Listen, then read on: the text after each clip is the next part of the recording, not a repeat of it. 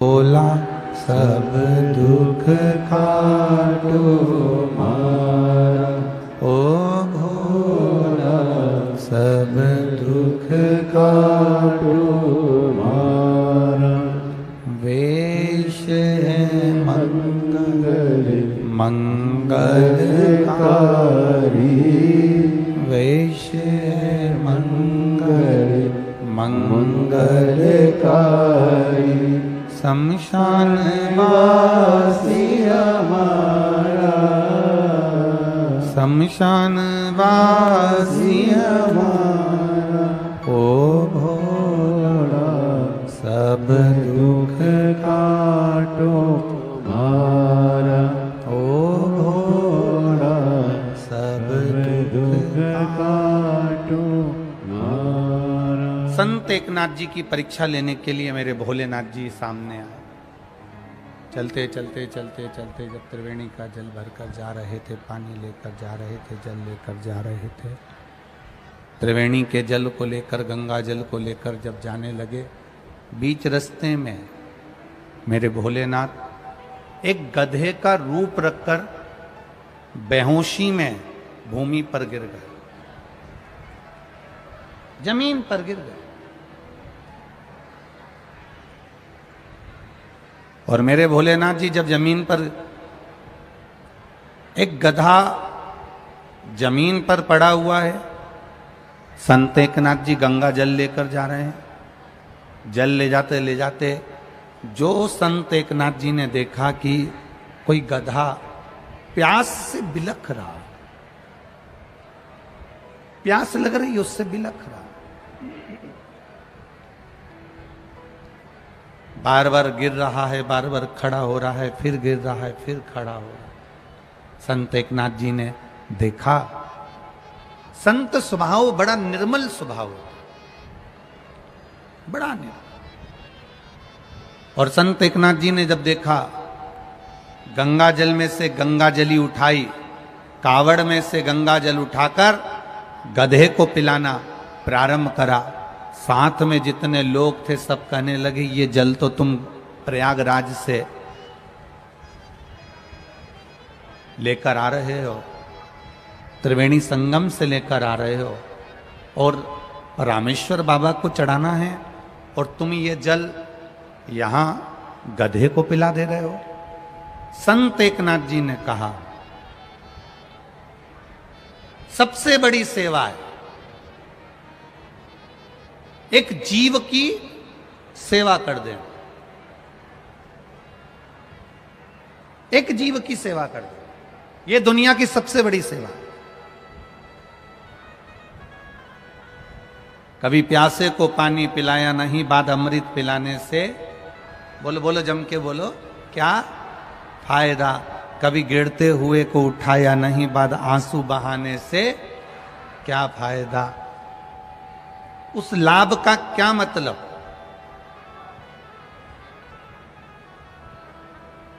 कभी माता पिता का आदर किया नहीं, सम्मान किया नहीं, माता पिता के चरणों को प्रणाम किया नहीं, माता पिता को कभी आदर दिया नहीं, और वही माता पिता मरकर चले गए और उनके फोटो पर माला चढ़ाओ, प्रणाम करो, नमन करो, दंडवत करो, साष्टांग करो,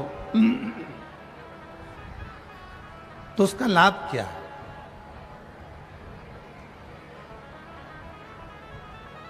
शिव कथा कह रही है, भगवान शंकर का संवाद कह रहा, शिव महापुराण कह रही है, बड़ी सुंदर बात शिव महापुराण कह रही है। संत एकनाथ जी ने गंगा का जल लेकर जैसे ही गधे को पिलाया, गधा उठा, साथ वालों ने पूछ लिया, ये जल तुम गंगा जी का गधे को पिला दिए हो, तो रामेश्वर जी को क्या चढ़ाओगे, भगवान शिव को क्या चढ़ाओगे।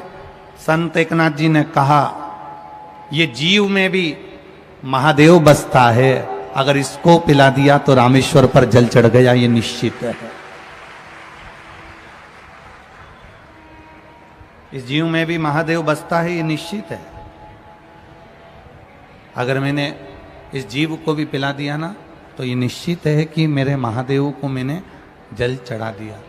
अब संत एकनाथ जी चलते चलते चलते चलते रामेश्वर धाम पहुंच गए और रामेश्वर धाम में जैसे ही पहुंचे, पहुंचते से ही जो मंदिर का दरवाजा बंद था, द्वार बंद था, समय के अनुसार मंदिर का दरवाजा बंद कर दिया गया था, द्वार बंद था। जैसे ही संत एकनाथ जी रामेश्वर भगवान के सामने पहुंचे, शिव के धाम पर पहुंचे, वैसे ही मंदिर के ताले टूटकर दरवाजा पूरा खुल जाता है। संत एकनाथ जी हर हर महादेव कहकर पुकारने लगते हैं। ये शिव तत्व को जानने का मौका मिला, जानने का मौका।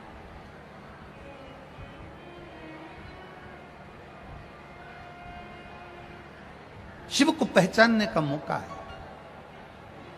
देवराज नहीं पहचान पाया, देवराज नहीं पहचान।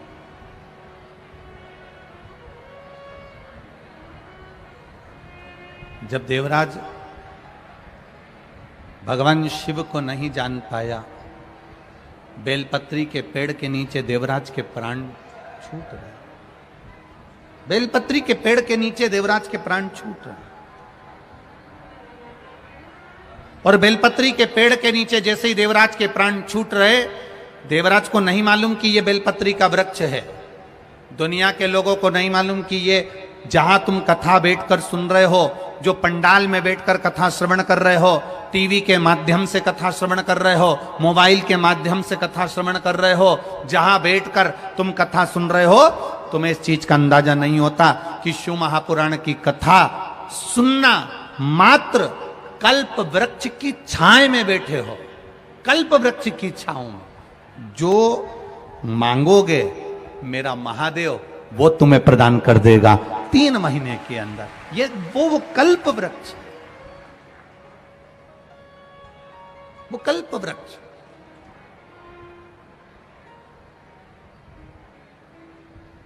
यहां कई लोग पानी की बोतल बांट रहे हैं और कई लोग खड़े होकर बार बार बोतल ले रहे हैं। हम उनसे निवेदन करना चाहेंगे, आप अपने अपने घर से 1 नहीं 2 पानी की बोतल भर कर लाओ। बैठकर ये पानी की बोतल मिल जाएगी पर कथा नहीं मिल पाएगी। ये पानी की बोतल मिल जाएगी पर कथा नहीं मिलेगी। ये तो आप जाओगे 10 रुपए की बाजार से भी ले लोगे। दान देने वाले दे रहे हैं, आप बैठे रहो, वो धीरे धीरे आपके पास में आकर दे देंगे, पर बोलकर कथा को मत छोड़ो। ये संभाजी नगर का कोई भाग्य होगा, रेणुका माता की कृपा होगी, ये कथा हो रही है। ये एक क्षण की भी ना चूके, अपने मुख से आवाज ना निकले और कथा का रसतत्व श्रवण करो। ये नहीं मिलेगी फिर बार बार। वो तो जबलपुर की कथा कैंसिल हुई और माइक पर नेपाल की भूमि से बीरगंज से कहा कि कथा कैंसिल हो गई जबलपुर की। तो वो तो आदरणीय प्रदीप जी जायसवाल जी को आप लोगों को धन्यवाद देना चाहिए कि उन्होंने बस सुना और दौड़कर सीहोर आ गए और ये कथा लेकर आए। सीहोर में इनसे कहा गया था कि इतनी व्यवस्था करना कठिन है, लाखों लाख पब्लिक। अब आप देखिए कथा का पहला दिन है, जितने जितने पंडाल लगाए गए थे, एक भी पंडाल में पांव रखने की जगह नहीं है। लोग धूप में खड़े हुए हैं, बाहर खड़े हुए। बड़ा कठिन है, बड़ा कठिन। ये जायसवाल जी से कहा गया था कि बहुत संभालना मुश्किल है, 7 दिन में कैसे व्यवस्था करोगे? केवल 7 दिन है आपके पास में, केवल 7 दिन, कैसे व्यवस्था होगा? जायसवाल जी के यहां से वो ऋषि कुमार जी सीहोर जब गए तो उन्होंने कहा कि आप तो बस 7 दिन है ना, बहुत हैं, आप तो कथा दो, हम अकेले नहीं करेंगे, पूरा संभाजी नगर कथा करेगा। ये पूरा संभाजी नगर, ये केवल अकेले प्रदीप जायसवाल जी की कथा नहीं है, विधायक जी की कथा नहीं, ये पूरे संभाजी नगर के एक एक जनमानस की, एक एक सनातनी की कथा। उसको सुनो, जीवन में उतारो। देवराज विचार में पड़ गए कि मैंने पुण्य कौन सा करा होगा, पता नहीं, मैंने क्या करा होगा मुझे मालूम नहीं, मैंने क्या किया होगा मुझे मालूम नहीं, पर देवराज अपने प्राणों को जो छोड़ रहा है वो बेलपत्री के वृक्ष के नीचे छोड़ रहा है, बेलपत्री के वृक्ष के नीचे।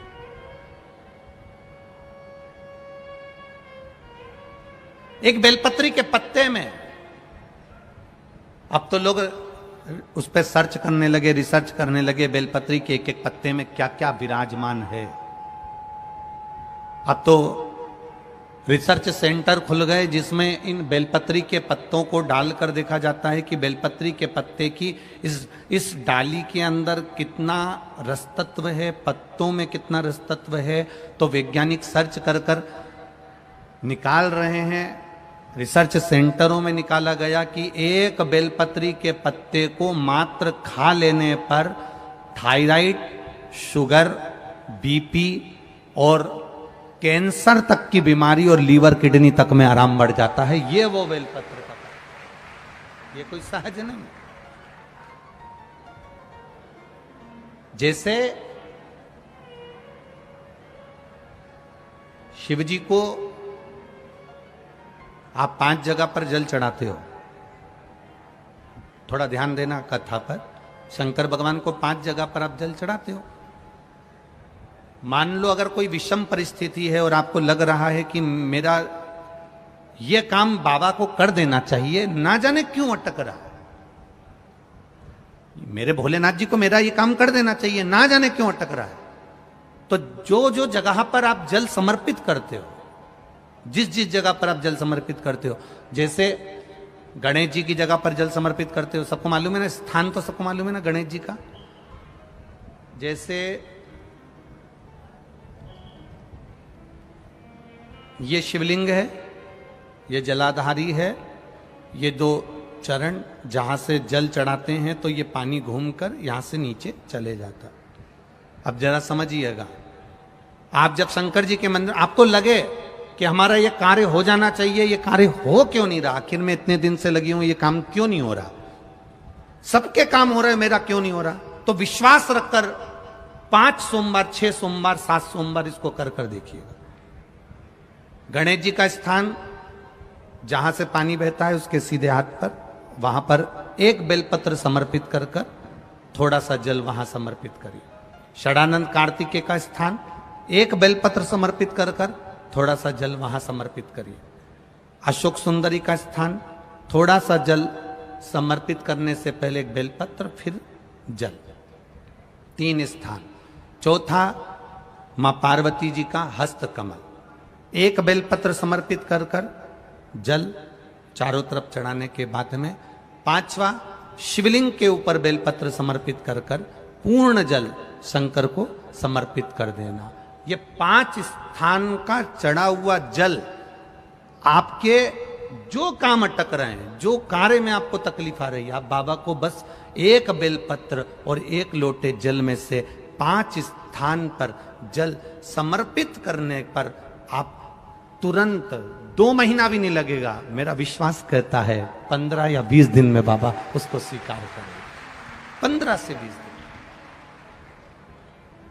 पहला जल कहां चढ़ाना है, जम के बोलो जरा, गणेश जी वाला स्थान। दूसरा, कार्तिकेय वाला स्थान। अब इसको समझ लेना आप अच्छे से, हम ये नहीं कह रहे हैं कि तुम गणेश जी की मूर्ति पे चढ़ाओ, हमने ये नहीं बोला। हमने ये भी नहीं बोला कि कार्तिकेय जी की मूर्ति पे जल चढ़ाओ, हमने ये भी नहीं बोला कि माता पार्वती जी की मूर्ति पे जल चढ़ाओ।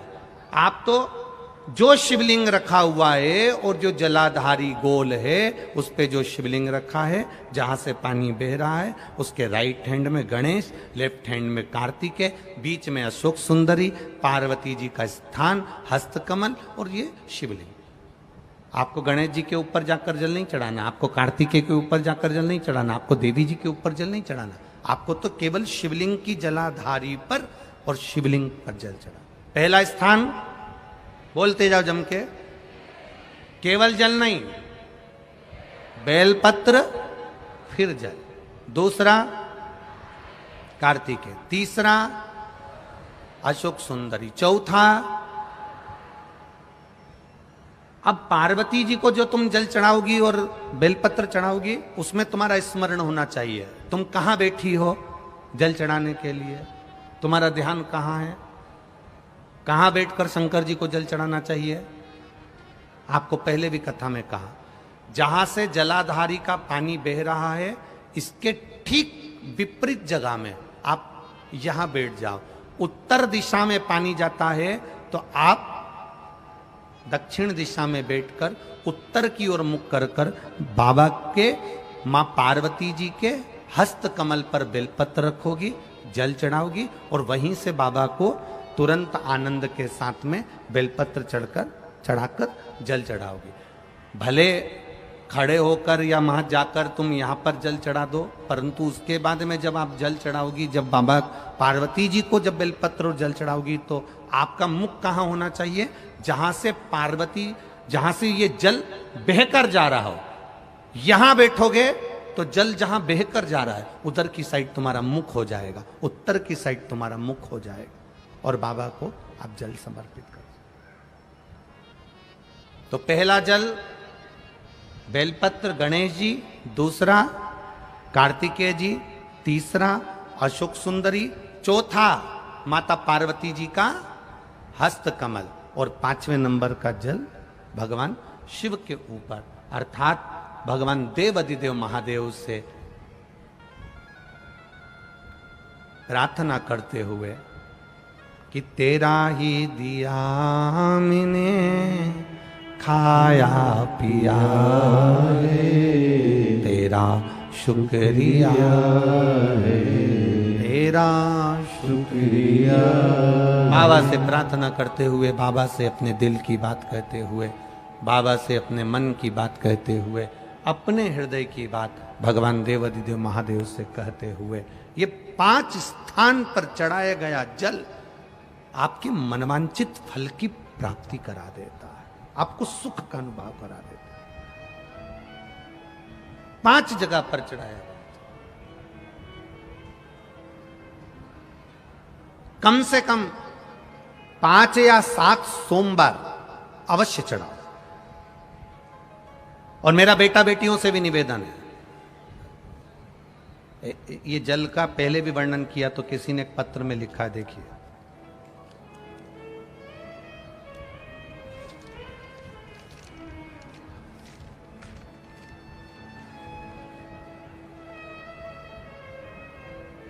मेरा नाम जयश्री सुभाष देवरे, मैं अम्मलनेर जिला जलगांव महाराष्ट्र का हूं। मेरा मोबाइल नंबर ये है, कहीं बैठे हैं आप ही हैं, दोनों हाथ हिला दो ऐसा एक बार, हाँ दोनों हाथ हिला दो ऐसा।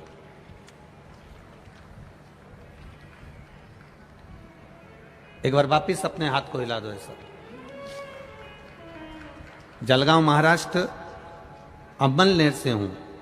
मेरे लड़के का नाम आशुतोष सुभाष देवरे है। 2012 में मेरा लड़का खेलते खेलते पांव में लग गई, 9 साल का था 2012 में।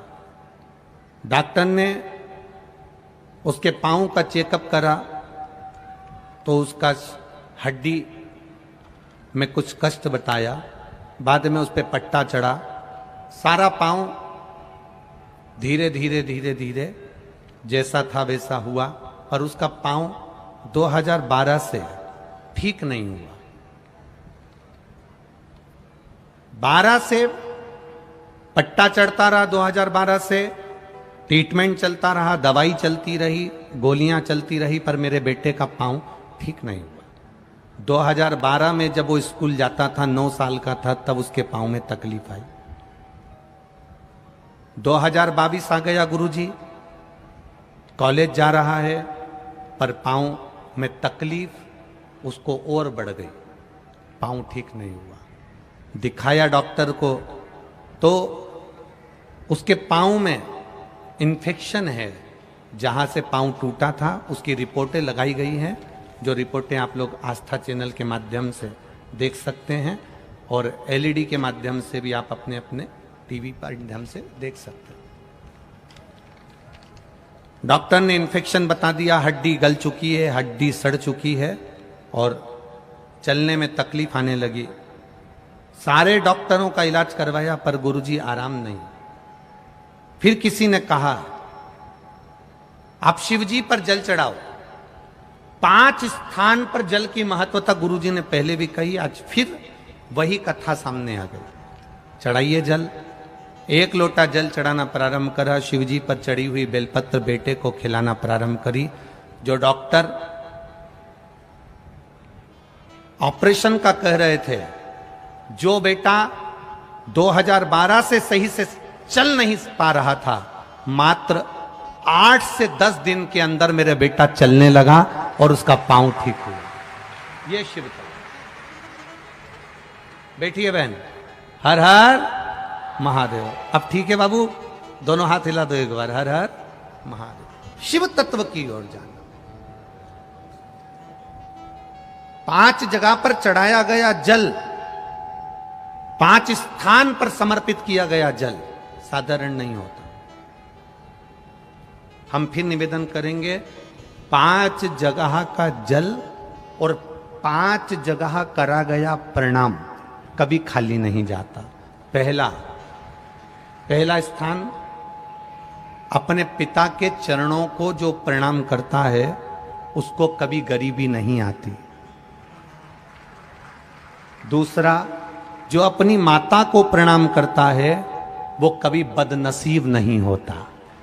तीसरा, जो अपने भाई को प्रणाम करता है उसकी जिंदगी में कभी गम नहीं आता। चौथा, जो अपनी बहन को प्रणाम करता है उसका चरित्र कभी गंदा नहीं होता। और 5वां, जो अपने गुरु के चरणों को प्रणाम करता है उसकी जिंदगी में कभी कष्ट आता ही नहीं है। ये शिव तत्व। 5 स्थान पर चढ़ाया गया जल, गणेश, कार्तिकेय, अशोक सुंदरी, मां पार्वती और शिवलिंग। 5 जगह पर चढ़ाया गया जल आपके मनवांछित फल की प्राप्ति करा देता है और 5 जगह पर करा गया प्रणाम आपके जीवन को आनंदित कर देता है। पहला पिता, दूसरी माता, तीसरा बड़ा भाई, चौथे नंबर पर अपनी बहन और 5वें नंबर पर गुरु के चरण। करो प्रणाम। आज सबसे बड़ा दुख का कारण है लोग संस्कारों से विहीन हैं। संस्कारों से विहीन। टीवी पर रोज डिबेट हो रहा है। वो 16 साल की लड़की, 16 साल की बेटी, क्या नाम था, साक्षी, 16 साल की बेटी का 40 बार चक्कू मारकर और सिर पर पत्थर मारकर जो कृत्य किया गया, उसके लिए रोज टीवी पर बहुत विद्वान बैठकर डिबेट कर रहे हैं। कोई कुछ बोलता है, कोई कुछ बोलता है, कोई कुछ बोलता है, कोई उसका पुराना चरित्र निकालेगा, कोई कुछ निकालेगा, कोई कुछ निकालेगा और टीवी पर सब शो कर दिया जाएगा। मेरा तो इतना सा निवेदन है, अपनी बेटियों से हम किसी को दोष नहीं देंगे, दोष हम अपने आप को देंगे कि तुम एक भारत की भूमि पर जन्म लेने वाली बेटी, सनातन धर्म में पैदा होने वाली बेटी, हिंदू धर्म में पैदा होने वाली बेटी, सोमवार का व्रत करने वाली बेटी, गणेश जी की स्थापना करने वाली बेटी, दुर्गा की पूजन करने वाली बेटी, संत साधुओं का सम्मान करने वाली बेटी, इनके चक्कर में पड़ कैसे जाती है।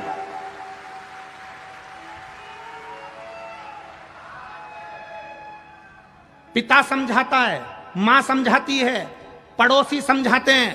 उस लड़की का जहां कत्ल हो रहा था वहां से पूरा मोहल्ला निकल कर जा रहा था। बोलो, टीवी पर देखा होगा। मोहल्ले के लोग जा रहे हैं, गली के लोग जा रहे हैं, नगर के लोग जा रहे हैं, एक भी नहीं बचा पाया। कारण क्या था? मोहल्ले के लोगों ने पहले समझाया होगा, घर के लोगों ने पहले समझाया होगा, रिश्तेदारों ने पहले समझाया होगा, पर हर बार उसके मुंह से ये शब्द निकला होगा, ये ऐसा नहीं है, ये तो मेरे हृदय में बसता है, ये मेरा सम्मान करता है, ये ऐसा नहीं है। बाप समझाए बेटी को, बेटी समझ नहीं पाती है। माँ समझाए बेटी को, बेटी समझ नहीं पाती है। भाई समझाए बेटी को, बेटी समझ नहीं पाती है। मोहल्ले के लोग समझाए बेटी को, बेटी समझ नहीं पाती है। और उसको खुद समझना होगा। कोई तुम्हें समझाएगा नहीं मेरी बेटियों, तुम्हें खुद अपने आप में झांसी की रानी और दुर्गावती बनना पड़ेगा।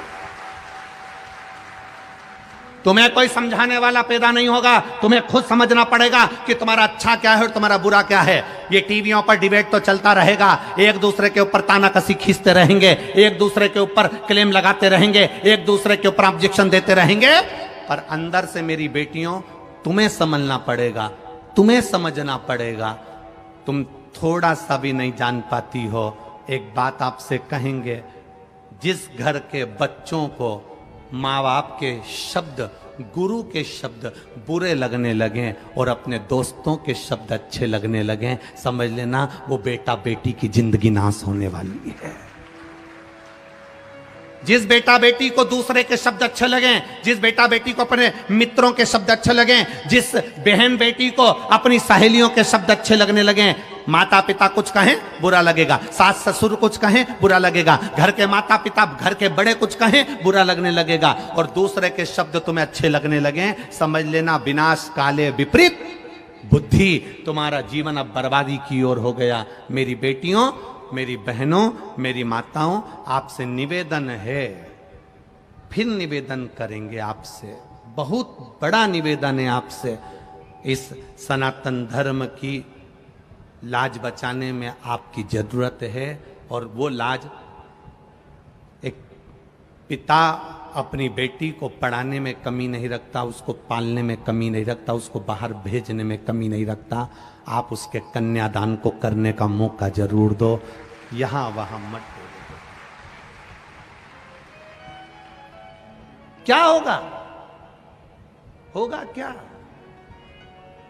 पहले जिसने एक को टुकड़े टुकड़े कर कर मारा, उसका भी तक कुछ नहीं हुआ, तो दूसरे का क्या खाक होगा? विचार करिएगा। आपको स्वयं जरूरत है कि मैं अपने आप को कैसे बचा सकती हूं, मैं क्यों इनके चक्कर में पड़ूं, मैं क्यों जाऊं इनके पास में।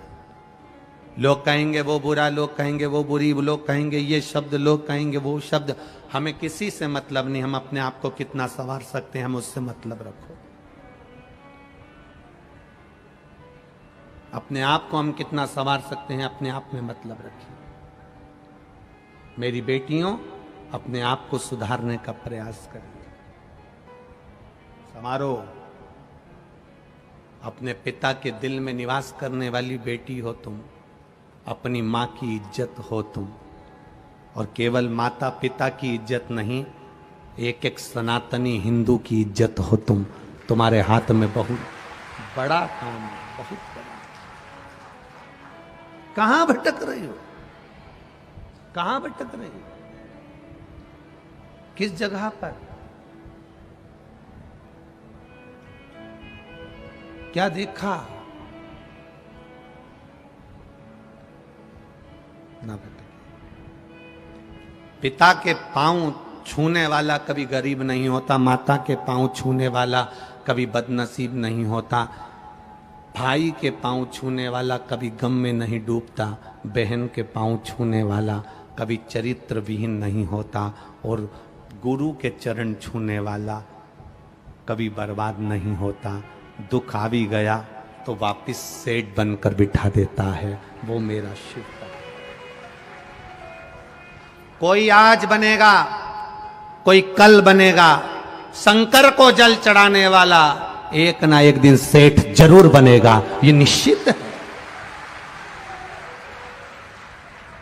देरी हो सकती है, फाइल थोड़ी मोटी हो सकती है, मेरे भोले बाबा दुख मिटाने में थोड़ी देरी कर सकते हैं, पर विश्वास रखना, तुम रोज मंदिर जाना चालू कर दो, शिव को जल चढ़ाना चालू कर दो, निश्चित है तुम्हें किसी की जरूरत नहीं पड़ेगी। जिस हाथ से तुमने महादेव को जल चढ़ाया है ना, वो हाथ महादेव पकड़ लेता है, कभी नहीं छोड़ता, मरते दम तक नहीं छोड़ता, आखिरी तक नहीं छोड़ता। करो आप शिव को जल समर्पण। लग रहा है आपको कि मेरे को ये दुख आ गया, मेरे को ये तकलीफ आ गई, मेरे को ये कष्ट आ गया, नहीं हो रहा मेरा काम, मैं बहुत दुख में जिंदगी जी रही हूं, तो लगाओ एक लोटा जल ले, उसी में से गणेश जी, कार्तिकी, अशोक सुंदरी, मां पार्वती और बोलो जम के देव अधिदेव महादेव को चढ़ाई, चढ़ाओ।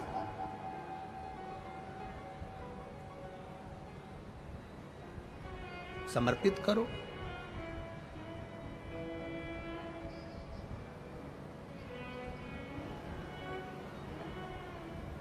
शिव जी का समर्पण। संत एकनाथ जी का परीक्षा भगवान भोलेनाथ जी ले लिए, परीक्षा लिए, गधे के रूप में आकर परीक्षा ले। आता है समय,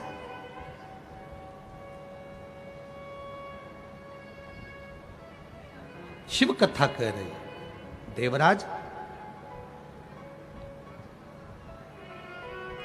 प्राण छोड़ रहा है, शिवजी उसको नंदी पर बिठा कर ले जा रहे हैं। देवराज ने केवल एक प्रश्न किया भगवान शिव जी से कि मैंने आज तक शंकर के मंदिर नहीं गया, आज तक मैंने भगवान शिव की भक्ति नहीं करी, आज तक मैंने महादेव को एक लोटा जल नहीं चढ़ाया।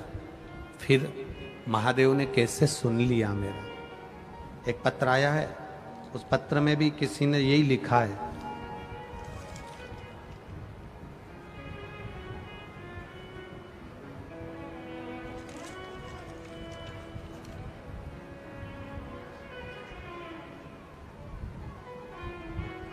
मेरा नाम आशा साहेब राव पाटिल, बेटे का नाम अंकित पाटिल, रहीवासी जालना महाराष्ट्र मराठवाड़ा। कहीं बैठी हो तो हाथ हिलाइए, कहीं बैठे हो तो हाथ हिलाइएगा। आशा साहेब राव पाटिल, बेटे का नाम अंकित पाटिल, रहीवासी जालना महाराष्ट्र। कहीं बैठे हो तो हाथ हिलाइएगा, जहां कहीं बैठे हो हाथ हिला सकते हैं। गुरुजी, भगवान शिव की भक्ति का मैं क्या वर्णन करूं। छत्रपति संभाजी नगर के पंडाल में कथा सुनने के लिए आई हूं। बाबा को प्रणाम करती हूं, शिव जी के चरणों का स्मरण करती हूं। मैंने टीवी के माध्यम से सुना था कि एक लोटा जल सारी समस्या का हल होता है।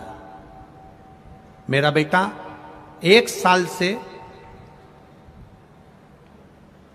कागजी कंपनी में काम करता था। ऐसा लगता था कि बेटे को गवर्नमेंट की कंपनी में जॉब मिलना चाहिए। बेटा ना तो शंकर जी को मानता था, ना कभी किसी संत के पास जाता था, ना कभी शिव जी की कथा में जाता था, ना कभी शंकर को मानता था। 13 फरवरी को बेटे ने इंटरव्यू दिया। बस मैंने इतना सा कहा कि तू शिव जी पर एक बार भरोसा कर और 1 लोटा जल चढ़ाकर इंटरव्यू देने के लिए जा। मेरा बेटा कहता है, मां ये टीवी पर जितने महाराज आते हैं ना, इन्हें सबने अपना अपना धंधा बना के रखा है, क्यों तू चक्कर में पड़ती है इनके। मैंने अपने बेटे से कहा, दुनिया के लोग भले धंधा बनाए होंगे, सीहोर वाला महाराज कहता है कि बस 1 लोटा जल चढ़ा दो, वो कभी नहीं कहता कि तुम सीहोर आना, वो कहता 1 लोटा जल चढ़ा दो। आज तू मेरा कहना मान ले और 1 लोटा जल शिव जी को चढ़ाना चालू कर दे। मां मेरी प्राइवेट कंपनी में नौकरी है, काय को सरकारी के चक्कर में डाल रही। तेरी सरकारी नौकरी लगेगी। वो सीहोर वाला महाराज कहता है जल चढ़ाने वाला कभी खाली नहीं होता, तू चढ़ा जल और नौकरी के लिए अप्लाई कर। मेरे बेटे ने मेरे कहने पर 1 लोटा जल शिव जी को चढ़ाना प्रारंभ करा। रोज जल चढ़ा के आता और रोज हंसता कि क्या होगा जल चढ़ाने से। बेटे ने सरकारी नौकरी के लिए इंटरव्यू देना प्रारंभ करा। मैंने उसके लिए पशुपतिनाथ का व्रत करना प्रारंभ करा। केवल 3 सोमवार हुए, फिर बाद में प्रदोष आ गया। मैंने बेटे से कहा, एक बेलपत्री, सीहोर वाला महाराज कहता है कि प्रदोष काल में शंकर का दर्शन कर ले या शिखर का दर्शन कर ले। अरे मां क्यों चक्कर में पड़ी है। बेटे को मैं मंदिर तक लेकर गई, मंदिर के अंदर नहीं गया, शिखर का दर्शन बेटे ने करा और मैंने बाबा से प्रार्थना करी, तू सच्चा है तो इसकी गवर्नमेंट जॉब लगा दे। और बाबा की कृपा से मेरे बेटे की सरकारी नौकरी का सिलेक्शन हो गया। मैं बाबा को प्रणाम करने के लिए, ये शिव तत्व है, योग घड़ी है। खाली न जाता कोई दर से तुम्हारे, भोले अपने दर अब तो न टारो, गिरा जा रहा हो, उठा लो उठा लो। भरोसा, विश्वास, दृढ़ता अगर महादेव पर रखी है ना, टूटने नहीं देगा। आप जिस विश्वास के साथ कथा सुनने आए हो ना, यहाँ से जब जाओ भूमि को प्रणाम कर कर जाना। उस रज पर जिस पर तुम कथा सुन रहे हो उसको सिर से लगा कर जाना, कह कर जाना 7 दिन संभाजी नगर में कथा सुनने आई हूँ बाबा, झोली खाली लाई हूँ, 3 महीने में भर देना, दूसरे पंडाल में फिर कथा सुनने जाऊंगी। ये कृपा हो, ये करुणा।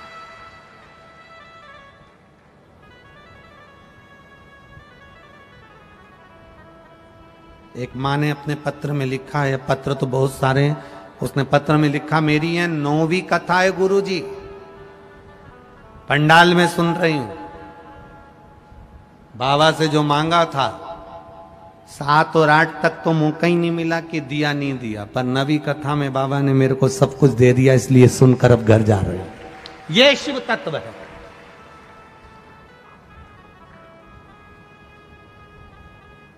केवल भीड़ बढ़ाने के लिए या भीड़ में देखने के लिए मत आओ कि कौन कथा बाच रहा है और व्यवस्था क्या करी गई है, ये लाखों लोग क्यों आए, इनको देखने के लिए नहीं, भगवान शंकर की कथा का गुणगान करने के लिए। जितनी देर बैठो उतनी देर इस दिल को शिव से जोड़ लो।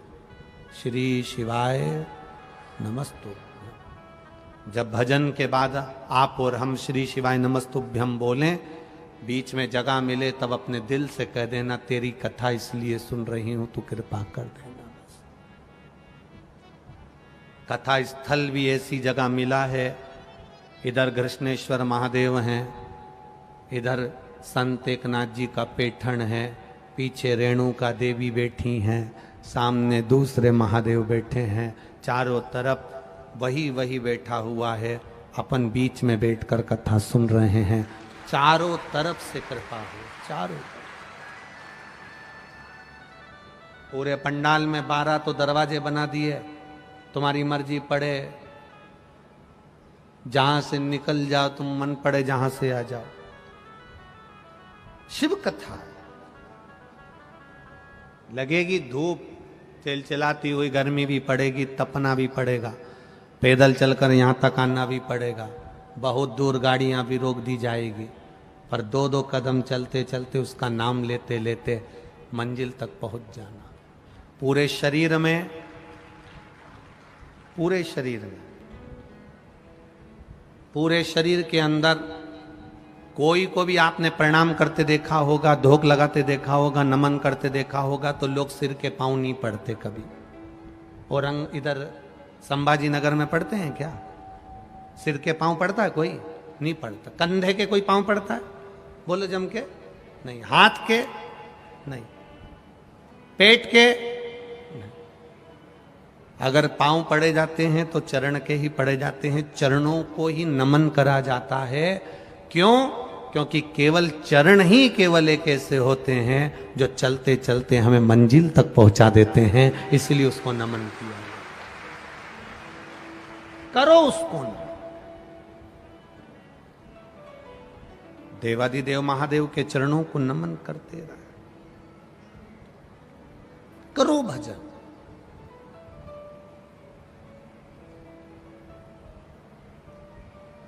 पहले डाकघर होते थे, खूब होते थे। आज अदालत होती है, कचहरी होती है। एक एक कचहरी में, एक एक अदालत में 10-10 जज बैठते हैं, ढेरों वकील बैठते हैं। पहले डाकघर होते थे। गांव में भी डाकघर होता था तो एक व्यक्ति 2 व्यक्ति चिट्ठियों को इकट्ठा करता, पत्र को इकट्ठा करता और घर घर भेज देता था। डाकघर प्रेम का प्रतीक होते थे, क्योंकि लोग पत्र लिखते थे, पत्र जाता था, आंख में आंसू आता था, याद किया जाता था। डाकघर प्रेम की निशानी होते थे, और ये कचहरी, ये अदालत नफरत की निशानी होते हैं। जितने भी केस मिलेंगे सब नफरत के मिलेंगे, सब एक दूसरे को खींचने के मिलेंगे। वहां प्रेम का क्रेज नहीं है। देवराज के जब प्राण छूटे तो देवराज ने प्रश्न किया भगवान शिव से, आप मुझे लेने के लिए आए हो? मैंने काम कौन सा ऐसा कर दिया जो तुम मुझे लेने के लिए आए हो? ऐसा कौन सा काम किया? क्या करा मैंने जो आप मुझे लेने के लिए आए?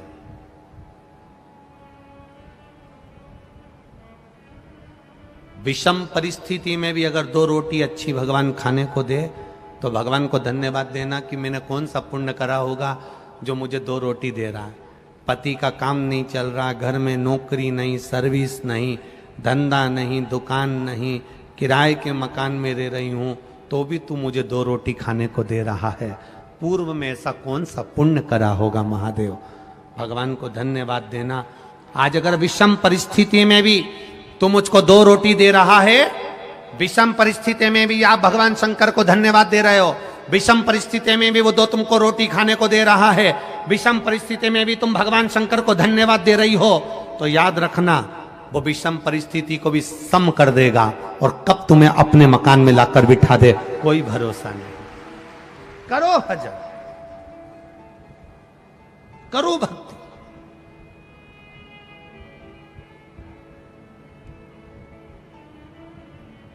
विषम को सम कर सकता है।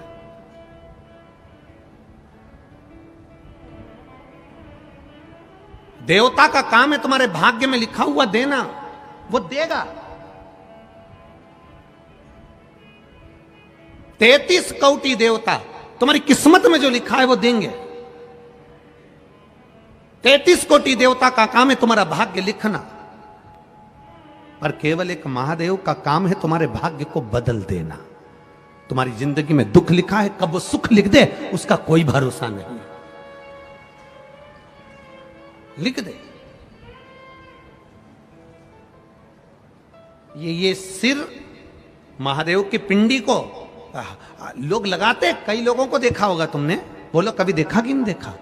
अरे बोलो, जम के बोलो जरा, देखा? ये सिर लोग महादेव की पिंडी को लगा देते हैं, ये सिर महादेव के शिवलिंग को लगा देते हैं। क्यों लगा देते हैं? क्यों?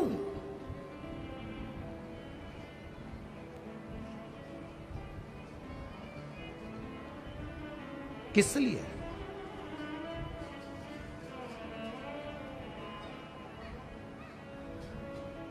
क्यों लगाते हैं? किस लिए लगाते हैं? ये ललाट पर जो दुख लिखा है, ललाट पर जो भाग्य में तकलीफें लिखी हैं, किस्मत में जो लिखा है, बेकार कुछ लिख दिया। शिव के शिवलिंग को ये शीश लग जाए, महादेव का स्पर्श मात्र हो जाए, ललाट पर लिखा उल्टा भी सुल्टा हो जाता है, सीधा हो जाता है।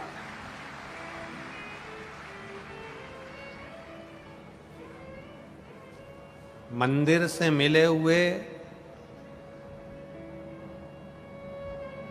फूल, मंदिर से मिले हुए फूल को कहां लगाना चाहिए, कहां रखना चाहिए? मंदिर से कोई पंडित जी आपको फूल दे देता है, उस फूल को सबसे पहले कहां लगाना चाहिए, कहां रखना चाहिए?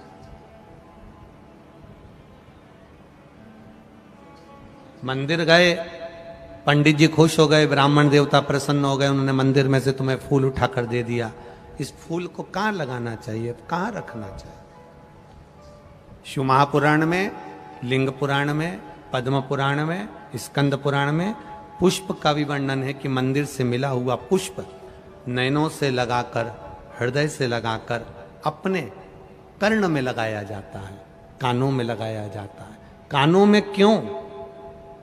क्योंकि भगवान के प्रवेश का सबसे बड़ा दरवाजा यह कर्ण है, जो भगवान के प्रवेश को कराता है।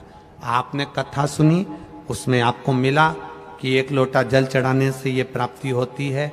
शिव अंदर गया तब तो आपने मंदिर जाना प्रारंभ किया। अगर शिव अंदर नहीं जाता तो कोई मंदिर जाना प्रारंभ नहीं करता।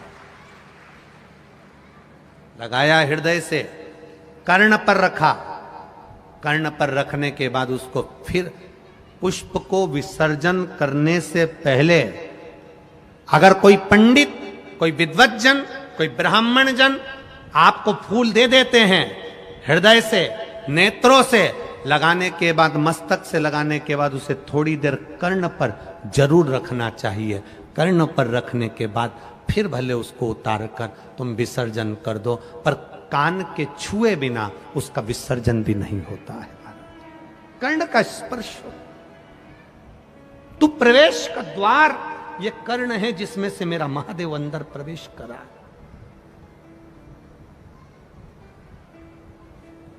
प्रवेश। श्रीमद् भागवत में गोकर्ण की कथा आती है, सुनिए कि नहीं सुनी? गोकर्ण की कथा आती है श्रीमद् भागवत में। गोकर्ण और जाने दो, शिव महापुराण में भगवान शंकर के बहुला गाय के पेट में प्रवेश करने की कथा आती है कान के द्वारा।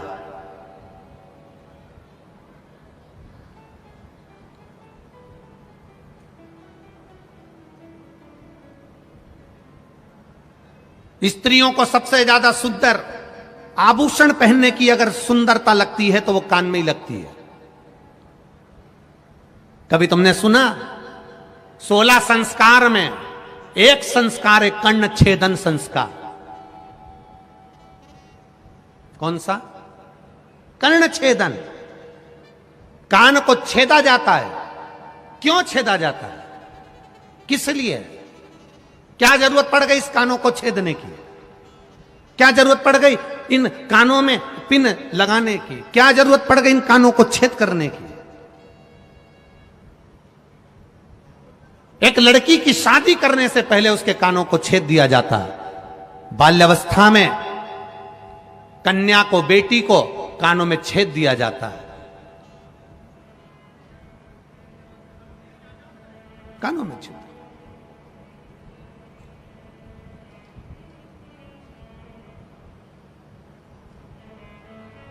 एक कानों में छिद्र,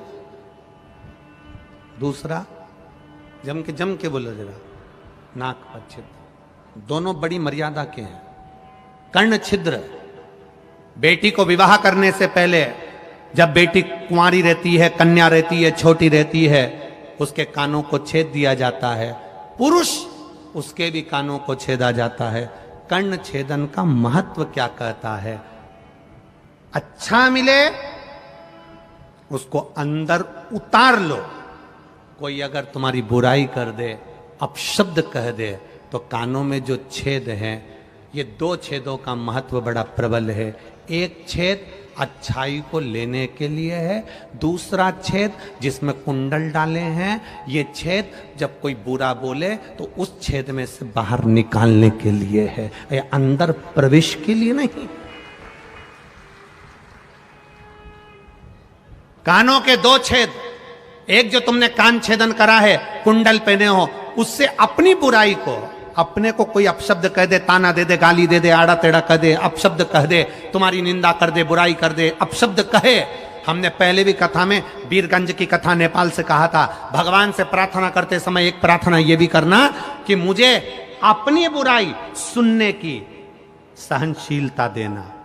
इतना जरूर करना भोलेनाथ कि लोग मेरी बुराई करे तो मैं सुन सकूं, किसी को अपशब्द ना बोलूं, वो आड़ा टेढ़ा बोले मैं सुन लूं, वो मुझे गाली दें मैं सुन लूं, क्योंकि दुनिया के लोगों को सुनने की आदत खत्म हो गई। एक बहू आती है तो वो कह देती है हम किसी की नहीं सुनेंगे। सास है तो वो भी कह देती है तू कल की आई मैं तेरी सुनूंगी। बाप बेटे से कह देता है मैं तेरा बाप हूं, मैं किसी की नहीं सुनूंगा। बेटा कह देता है मैं भी किसी की नहीं सुनूंगा। पड़ोसी कह देते हैं लड़ाई में हम किसी की नहीं सुनेंगे। रिश्तेदार कह देते हैं हमसे मुंह मत मिलाना, हम किसी की नहीं सुनेंगे। तो सुनेगा कौन? सियोर वाला महाराज। तुम नहीं सुनोगे, सुनेगा कौन? सास के मैं नहीं सुनो, बहू के मैं नहीं सुनो, बच्चे के मैं नहीं सुनो, बाप के मैं नहीं सुनो, परिवार वाले के मैं नहीं सुनो, तो सुनेगा कौन? और यहां शिव महापुराण की कथा कर रही है, सुनने की आदत डालो। अब क्या करोगे? अब करोगे क्या? तुम ये विचार करो, होगा क्या? ये तो उसी में का हाल हो गया जैसे एक पति पत्नी का आपस में झगड़ा हो गया, और झगड़ा भी इस बात पे हुआ कि घर में इतने मेहमान आते रहते हैं, तू मेरा बजट बिगाड़ देती है, पूरा खर्चा लगा देती है, पूरा पैसा बर्बाद करने में लगी है। पत्नी चिल्ला के दौड़ी सिर पे पल्लू लेकर, मेरे मेहमान थोड़ी ना आ रहे, सब तुम्हारे आते हैं, इतना तखा के जाते हैं, कभी तुम्हारे पिताजी के, कभी तुम्हारी माँ के, कभी तुम्हारे भाई के, इतने मेहमान आ रहे, जब देखो जब मुझसे झगड़ा करते रहते हो। पति बोला मेरा बजट बिगड़ रहा है, 20-25 हजार रुपए तो इन मेहमानों के चक्कर में खत्म हो जाते हैं। अब दोनों लड़ रहे थे, इतनी देर में एक मेहमान सूटकेस लेकर फिर आ गया। जो मेहमान दरवाजे पर आया, पति ने पत्नी से कहा सामने से मेहमान आ रहा है, अपन दोनों झगड़ा जम के करेंगे, मैं तुझे मारूंगा, तू रोना। मेहमान भग जाएगा। अब इसने पत्नी को मारना चालू करा और पत्नी ने रोना चालू करा। मेहमान ने देखा ये अभी से तो झगड़ रहे हैं और मैं अंदर जाऊंगा तो क्या मतलब। मेहमान वापिस चला गया। मेहमान दरवाजे से वापिस गया।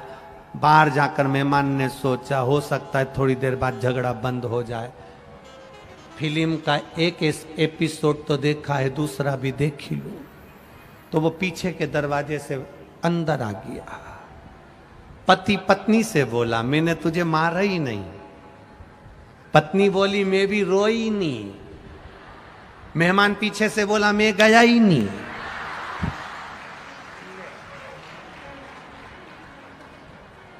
अब घूम फिर के मैं नहीं आ गया, मैं भी नहीं गया। ले भगवान से कहो कि हम अपनी कोई बुराई करे, निंदा करे, अपशब्द कहे, ताने दे, हम सुन ले। सुन नहीं पा रहे ना, इसीलिए अदालत में ज्यादा केस जा रहा है। ये अदालत में इतने केस किस लिए हैं? ये अदालत में इतने जज क्यों बैठ रहे हैं? अदालत में इतने वकील क्यों बैठ रहे हैं? क्योंकि हम सुन नहीं पा रहे।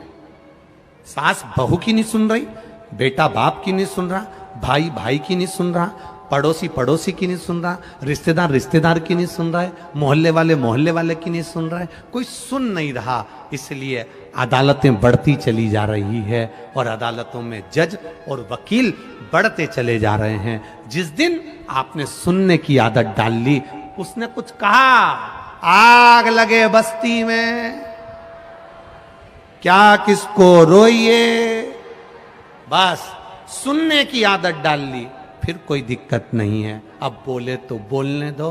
अपन बड़ी मस्ती में मंदिर जा रहे हैं शिव जी के, कोई कुछ बोल रहा है, शंकर जी की आराधना कर रहे हो, मंदिर जा रहे हो, लोग तुमसे कहेंगे क्यों सीहोर वाले महाराज के चक्कर में पड़ी हो, क्यों मंदिर जा रही हो, जल चढ़ाने से क्या होता है, झाड़ू लगाने से क्या होता है, पोछा लगाने से क्या होता है, 5 जगह पर जल चढ़ाने से क्या होता है। लोग कहेंगे एक ही जगह पे जल चढ़ा दो।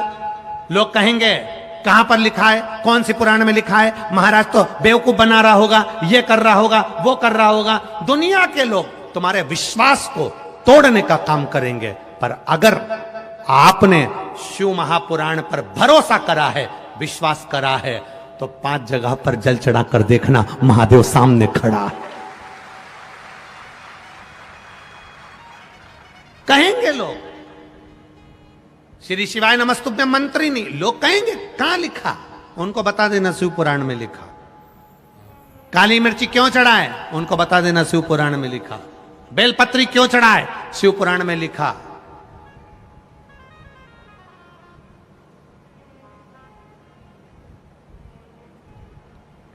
लोग थोड़ा सा पढ़ते हैं, खुद को विद्वान समझते हैं, और शिव पुराण में, भागवत पुराण में, नर्मदा पुराण में, गर्ग संहिता में, इन पुराणों में से लोग उसके दोष निकालना प्रारंभ करते। ये तो है ही नहीं, हमने तो सुना ही नहीं, हमने तो पढ़ा ही नहीं।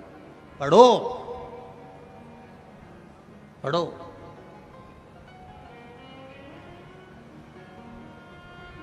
शिव मंदिर जाना तो विश्वास के साथ जाना, दिखावे से नहीं। कई लोग मंदिर जाओगे तो मंदिर जाते जाते टोकेंगे, क्या करोगे शंकर जी के मंदिर जाकर, क्या होगा एक लोटा जल चढ़ाने से, क्या होगा पशुपतिनाथ के व्रत करने से, पशुपतिनाथ के व्रत करने से क्या होगा। ये इतने पत्र पहले दिन ही आ गए हैं कथा में, 7 दिन में तो स्टेज भी छोटा पड़ेगा, मुझे ऐसा लगता है। ये पत्र क्या होता है पशुपति व्रत करने से, क्या होता है शिवजी पर जल चढ़ाने से, ये सारे पत्र यहीं रहेंगे, यहीं सारे पत्र यहीं रहेंगे। और जिनको संशय हो, जिनको शंका हो, इन पत्रों में मोबाइल नंबर तक रहता है, फोन लगाओ, पूछो, बात करो, पूछो इनसे क्या दिया शंकर ने, आपने विश्वास किया और उसने दिया, देने में कमी नहीं रखी।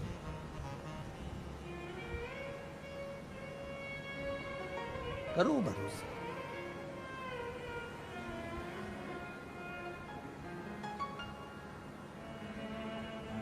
उसका किया गया भजन कभी खाली नहीं जाता, कभी खाली नहीं जाता। इसीलिए शिव कथा कहती है, हमारा वर्णन करती, आप करो उसका स्मरण।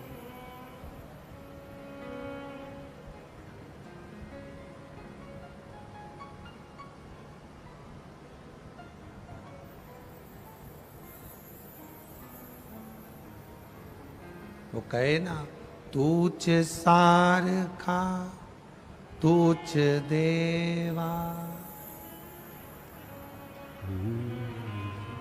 तुला कुणाचा नाही है, वेलो वेली संकटा तुनी तारसी मानवा,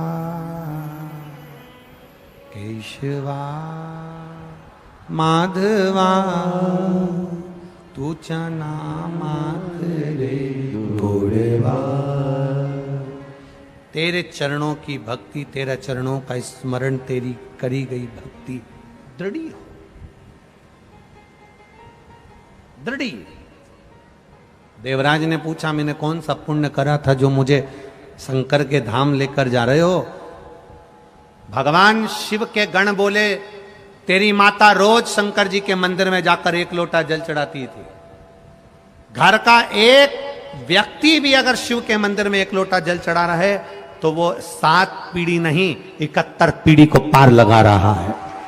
1 लोटा जल शिव को समर्पित करने वाला 71 पीढ़ी को पार लगा।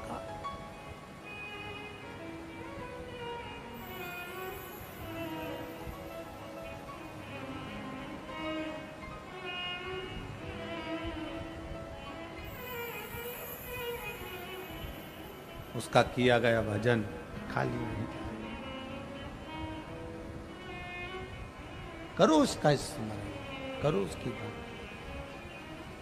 शिव के सिवा कहीं दिल ना लगाना, शिव के सिवा कहीं दिल ना लगाना, वरना पड़ेगा तुझे आंसू बहाना, वरना पड़ेगा तुझे आंसू बहाना, शिव के सिवा कहीं दिल ना लगाना,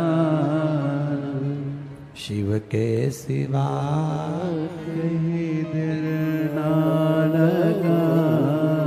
जन्म से लेकर मृत्यु तक वो साथ देने बैठा है। वो अंतिम बिंदु में जब तुम्हारा स्वास्थ्य खराब होता है तब डॉक्टर भी कह देता है अब मेरे हाथ में नहीं, अब उसके हाथ में। डॉक्टर को भी मालूम है कि एक डॉक्टर और बैठा है।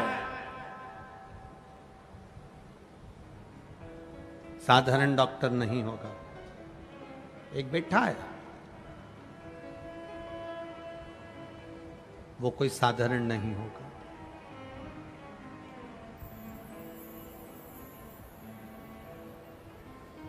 करो भजन शिव का, करो स्मरण शिव का।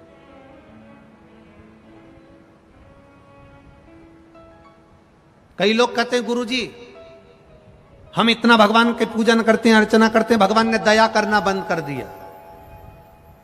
भगवान दया नहीं करता गुरुजी। हम कहते हैं भगवान ने दया करना बंद नहीं करा है, तुमने भगवान पर विश्वास करना बंद कर दिया, इसलिए उसने दया करना बंद कर दिया। भगवान दया करना कभी मन नहीं करता। कई लोग कह देते हैं हम इतने दिन से मंदिर जा रहे हैं, हम इतने दिन से बेलपत्र चढ़ा रहे हैं, हम इतने दिन से जल चढ़ा रहे हैं, भगवान ने दया करना बंद कर दिया। ना ना ना ना, दया करना बंद नहीं करा। तुमने उसको याद करना बंद कर दिया, तुमने उस पर विश्वास करना बंद कर दिया, तुमने उस पर भरोसा करना बंद कर दिया।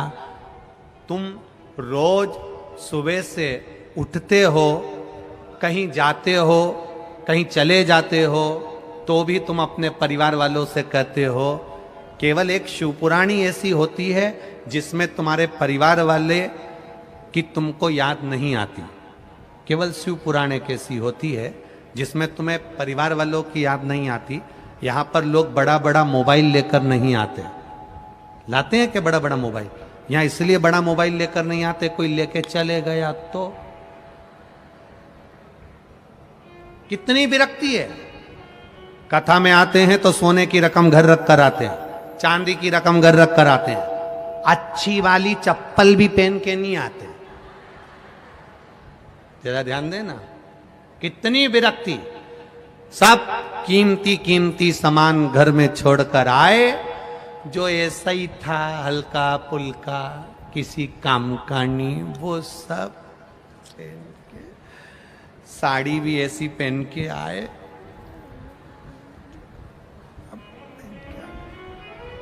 बस अब शंकर जी की कथा में आए तो तुम अब परिवार को याद नहीं कर रहे, परिवार को याद नहीं करते। बद्रीनाथ जाओ और बद्रीनाथ में जब खड़े रहो और घर से फोन आए और तुम फोन लगाओ तो लोग कहते हैं मुझे बहुत छोरा की याद आ रही है, मुझे बेटी की याद आ रही, मुझे बेटे की याद आ रही। एक बार मुंह से नहीं निकला कि मैं केदारनाथ जी का दर्शन करके बद्रीनाथ आई हूं, तब से मेरा दिल नहीं लग रहा, मुझे केदारनाथ की याद आ रही है। एक के मुंह से नहीं निकला।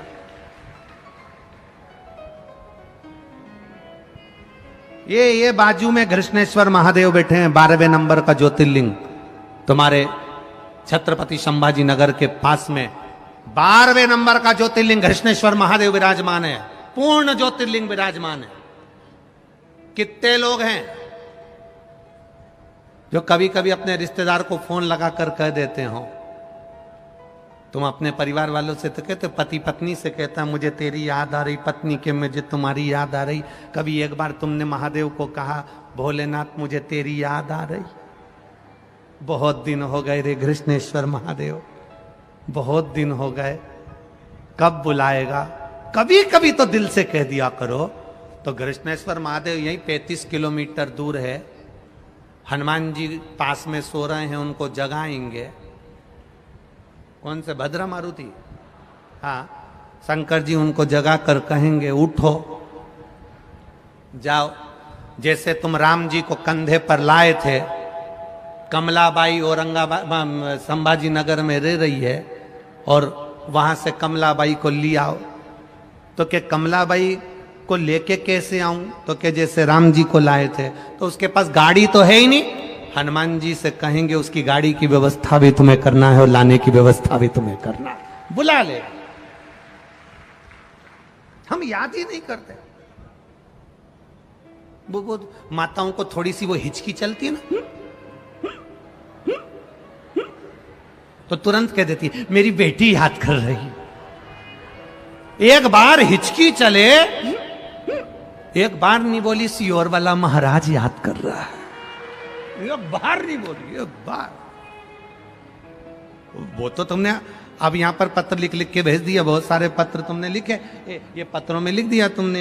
एक कोई ने लिखा है नम्रता गंगाधर यदुल्ले, कहीं बैठी हैं, आप ही हैं? हाँ हिलाओ हाथ जरा, दोनों हाथ हिलाओ।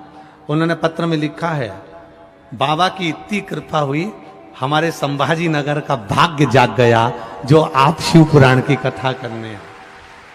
फिर लिख दिया, प्रदीप जी जायसवाल बड़े किस्मत वाले और बड़े आनंदित हैं, उनकी तो नजर उतारना चाहिए जिन्होंने शिव महापुराण की कथा करवा दी।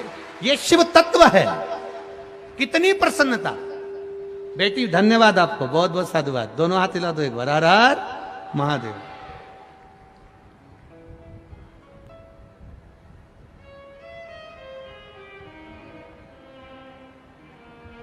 मैंने बाबा से विनती करी थी जल चढ़ाते समय, पशुपति व्रत करते समय, टीवी पर कथा सुनती थी तो बाबा से कहती थी, हमारे गांव में कब हो गया।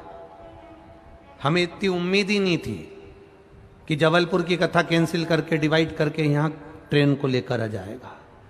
बाबा ने यहां जो कथा रखी उसके लिए साधुवाद था। बैठिए बैठिए, हर हर महादेव। आपका विश्वास अब कहता, अब करो उसको याद। लोग कहते हैं भगवान दया नहीं करता, हम कहते हैं तुम विश्वास नहीं करते, तुम याद नहीं करते। याद का उल्टा कर कर देख लो। याद को उल्टा करो, जम के बोलो दया। याद का उल्टा करा तो दया। तुमने उसको याद किया और उसने तुम पर दया करी। तुम उस पर विश्वास करो, वो तुम्हारे ऊपर भंडार भर कर रख देगा, आनंद करा कर रख देगा। तुम याद ही नहीं करते। जब देखो जब याद करते हो, मेरे को तेरी याद आ रही, मेरे को उसकी याद आ रही, मुझे छोरा की याद आ रही, मुझे पत्नी की याद आ रही, मुझे पति की याद आ रही। एक दिन दिल से कह दो, मैं शंकर के मंदिर नहीं गई इसलिए मुझे महादेव की याद आ रही। आज मेरा तुम्हारा चेहरा घर में उतरा रहे, तुम्हारा चेहरा उतरा रहे। 5 दिन 7 दिन माताएं जब रजोधर्म में आती हैं, रजस्वला हो जाती हैं। कई माताएं ऐसी रहती हैं जब 7 दिन मंदिर नहीं जाती, रजोधर्म के समय पर, रजस्वला के समय पर मंदिर नहीं जाती, तो किसी किसी माता का चेहरा उतर जाता है। कोई पूछता है तेरा चेहरा क्यों उतरा हुआ है, कह देती है रोज मंदिर जाती हूँ ना, 7 दिन मंदिर नहीं जा पा रही हूँ तो मन नहीं लग रहा। 3 दिन लोगों कथा नहीं आती टीवी पे तो लोग कह देते मन नहीं लग रहा गुरुजी, कथा क्यों नहीं आ रहा, मन नहीं लग रहा। अब जरा विचार करो, तुम्हारा मन कथा के बिना नहीं लगता, तुम्हारा मन शंकर को जल चढ़ाने के बिना नहीं लगता, तुम्हारा मन शंकर को बेलपत्र चढ़ाए बिना नहीं लगता, तो महादेव का मन भी तुम्हारे बिना नहीं लगता। इसलिए वो दौड़ कर आकर तुम्हारा कल्याण कर देता है। उसका मन तुम में रमता। शिव के सिवा कहीं दिल ना लगाना, शिव के सिवा कहीं दिल ना लगाना, वरना पड़ेगा तुझे आंसू बहाना, वरना पड़ेगा तुझे आंसू बहाना, शिव के सिवा कहीं दिल ना लगाना। अब दिल से उसका भजन करो। जब दिल से भजन करोगे तो वो मिलेगा। तूने ऐसा डमरू बजाया, तूने ऐसा डमरू बजाया, मेरा मन हर लिया ओ भोलेनाथ, मेरा मन हर लिया ओ भोलेनाथ, दिल तुझको दिया ओ भोलेनाथ, दिल ये क्या कहो दिया ओ भोलेनाथ, ये क्या कर दिया ओ भोलेनाथ, ये क्या कर दिया ओ भोलेनाथ, मेरे ओ भोलेनाथ, ओ भोलेनाथ, ओ मेरे ओ भोलेनाथ, ओ भोलेनाथ, मेरे ओ भोलेनाथ, ओ भोलेनाथ, मेरे ओ भोलेनाथ, ओ भोलेनाथ, दिल तुझको दिया ओ भोलेनाथ, दिल तुझको दिया ओ भोलेनाथ। ये क्या कर दिया ओ भोलेनाथ, ये क्या कर दिया ओ भोलेनाथ। भाव से दोनों हाथों से।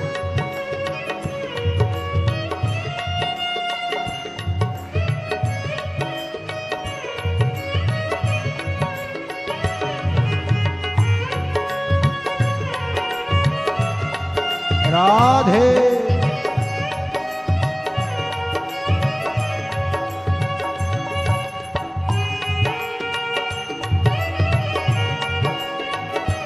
हरि बोल।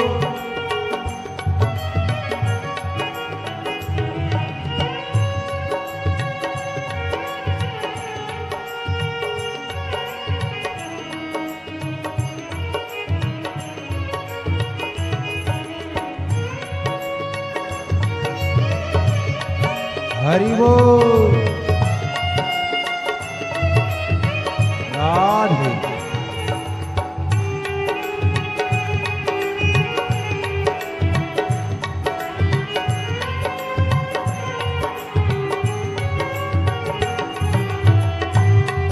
राधे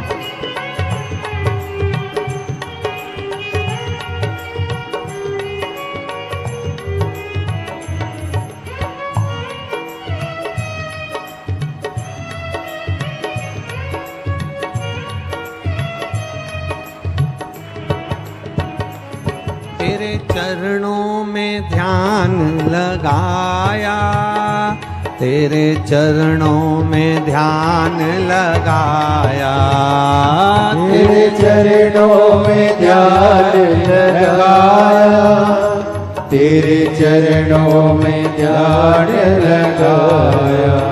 ओ तेरे चरणों में ध्यान लगाया, तेरे चरणों में ध्यान लगाया, तेरे चरणों में ध्यान लगाया, तेरे चरणों में ध्यान लगाया। मुझे अपना लिया ओ भोलेनाथ, मुझे अपना लिया ओ भोलेनाथ। दिल तुझको दिया ओ भोलेनाथ, दिल तुझको दिया ओ भोलेनाथ। राधे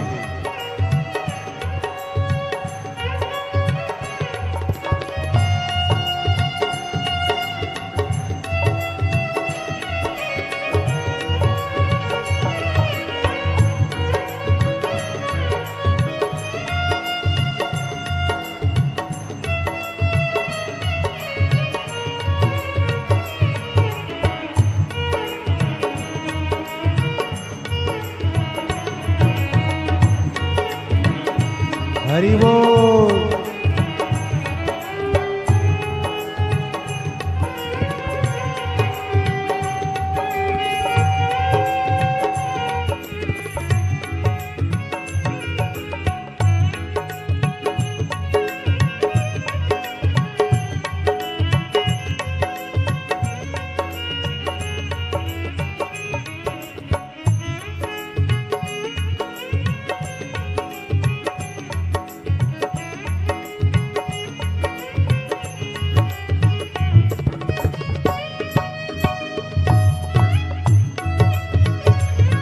राधे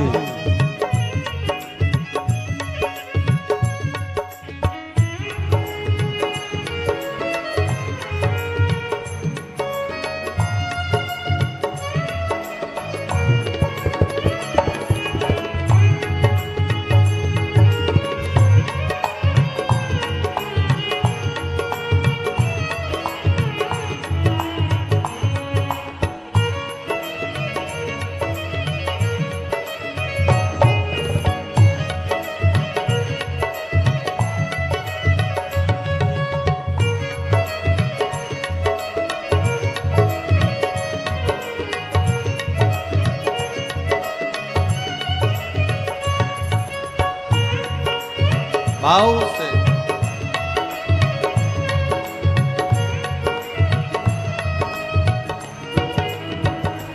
मैं तो बैठी थी गंगा किनारे, मैं तो बैठी थी गंगा किनारे, मैं तो बैठी थी गंगा किनारे, मैं तो बैठी थी गंगा किनारे, मैं तो बैठी थी गंगा किनारे, मैं तो बैठी थी गंगा किनारे, मैं तो बैठी थी गंगा किनारे, मैं तो बैठी थी गंगा किनारे, आके दर्शन दिया ओ भोलेनाथ, आके दर्शन दिया ओ भोलेनाथ, दिल तुझको दिया ओ भोलेनाथ, दिल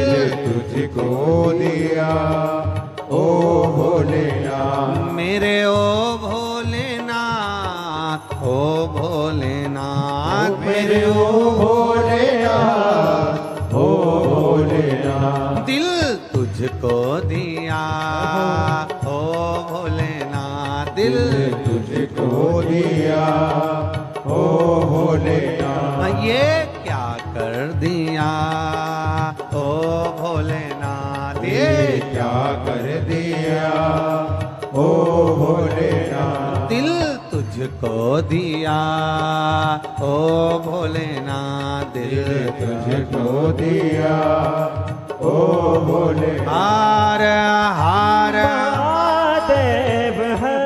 अपने स्थान पर बैठकर बाबा से दिल से अपने मन की बात को कहेंगे भाव के साथ में। जब श्री शिवाय नमस्तुभ्यम बोलने का मौका मिले तो सबके मुख से शब्द निकलना चाहिए। बैठकर बोलो, प्रार्थना जब करी जाती है तो बैठकर बड़े भाव से अपने मन की बात बाबा से करी जाती है। दिल से कहो, श्री शिवाय नमस्तुभ्यम, श्री शिवाय नमस्तुभ्यम, श्री शिवाय नमस्तुभ्यम, श्री शिवाय नमस्तुभ्यम, श्री शिवाय नमस्तुभ्यम। भोला सब दुख काटो मारा, ओ भोला सब दुख काटो मारा, शिव शंकर जप तेरी माला, भोले बाबा जपू तेरी माला, भोला सब दुख काटो मारा, ओ भोला सब दुख काटो मारा, वेश है मंगल मंगलकारी, वेश है मंगल मंगलकारी, शमशान वासी हमारा, शमशान वासी हमारा, भोला सब दुख काटो मारा, ओ भोला सब दुख काटो। देवराज कैलाश धाम को गया, बिंदुक के प्राण छूटे, चंचुला देवी ने शिव पुराण की कथा को भगवान देवाधिदेव महादेव ईश्वर जी गोरा जी बनकर आकर कथा का रस तत्व ग्रहण कराते हैं। जोरदार ताली बजाएं, भगवान शिव और पार्वती ईश्वर जी और गोरा जी पधार रहे हैं भाव के साथ में। आज कथा का प्रथम दिवस है। जजमान परिवार से आदरणीय विधायक जी से यही निवेदन करूंगा और उनकी पूरी टीम से निवेदन करूंगा। भक्तों की संख्या बहुत ज़्यादा है, लाखों लाख लोग आए हैं, तो मेरा निवेदन है कल बैठने की व्यवस्था थोड़ी सी बढ़ाए, टेंट की व्यवस्था बढ़ाएं, जिससे ऋषि कुमार कहाँ है? ऋषि कुमार जी, टेंट की व्यवस्था विधायक जी कहाँ है? तो कल टेंट की व्यवस्था, पंडाल व्यवस्था बढ़ाई जाए। और आप सबसे निवेदन है, कोई भी कीमती सामान, चेन, अंगूठी, मोबाइल, पर्स, कीमती सामान लेकर पंडाल में नहीं आए। कोई वस्तु अगर आपकी खोती है उसके जवाबदार आप होंगे। कोई भी जब यहां से जाएं अपनी अपनी गाड़ी धीरे धीरे चलाएं। भाग कर जाने की जरूरत नहीं, बहुत जल्दी जाने की जरूरत नहीं, धीरे धीरे चलना। लाखों की संख्या में आप लोग आए हैं। शायद संभाजी नगर का ये पहला ऐसा भव्य आयोजन है जिसमें पहले दिन ही लाखों की संख्या में भक्त यहां पर पहुंचे हैं। हमको तो लग रहा था कि लगभग 70,000 1 लाख लोग आएंगे, पर 4 से 5 लाख लोग पहले दिन यहाँ पहुंचे। तो ये भगवान शिव की ही कुछ करुणा हो, बाबा की दया। तो आप लोग धीरे धीरे जाना, आराम से जाना, आरती के बाद जाना, आराम से जाइएगा। यजमान परिवार आराम से आनंद से